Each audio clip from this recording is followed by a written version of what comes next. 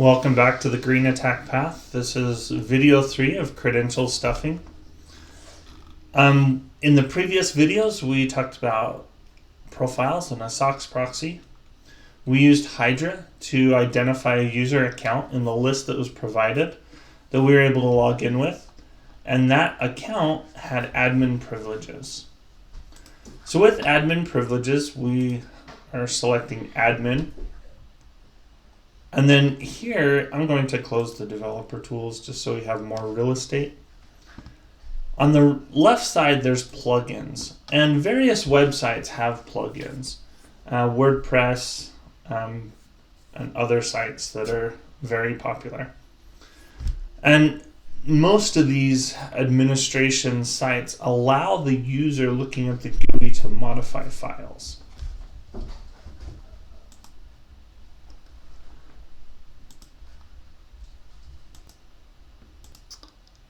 Alright, coming in here to PWeGo, it allows you to modify files. So this local config inc.php is loaded every time a page is loaded. I could be more discreet, especially if this is a well-used website. I may hide it in like the personal plugin, the PHP code I'm going to execute. But for these purposes, I'm okay putting the code here. And again, as in the past, we are just going to put a web shell down on this web server. The first thing we need to do, though, is we need to discover where we are at on the web server. So to conduct this, I don't want to do system. I want to do system. And I want to do a directory listing. And the only reason I'm sending the HTML tags of pre is to pre-format the information so it returns readable. If I don't put the pre-format HTML tags, the output is jumbled and hard to utilize, and copy and paste if you need to.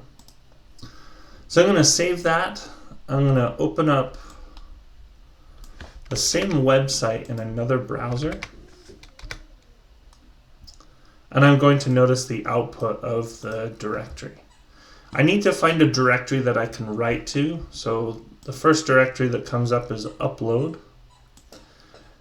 And what I'm looking to do, well, also I need to find out the present working directory where I'm at.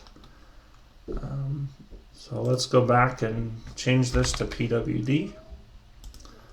Save that file. Refresh the second screen, and I'm in the var www HTML directory. So what I would like to do is drop a web shell that I can utilize to gain an additional foothold, or I could drop a reverse shell in here and it would function the same way. So I'm going to drop a reverse shell just to kind of skip ahead. My reverse shell is going to call back on port 8090. So I need to prepare netcat to catch that connection. And what I have done is I've taken a bin bash reverse shell, which calls back on 8090. I've base64 and encoded it. And now to send it forward, I'm just going to echo the base64. I'm going to decode it and then run it with bash. So again, to save this, it's going to save, and then I'm going to refresh, which will open the reverse shell for my account. So now that I have access to the web server, I need to identify ways to escalate my privileges. And there are some tools available that will allow me to do that. So here again, covering my web shell. This is a different web shell that I dropped. This was actually creating a file on the web server and then utilizing it as a simple backdoor but I just skipped ahead and did a reverse shell so that I could look at it in netcat. And then I tested the web shell to make sure it functioned correctly. So that is the end of the credential stuffing exercise, and we will pick up where we left off, where that will complete this technique, and then we'll work on the next technique in the next video. Thank you.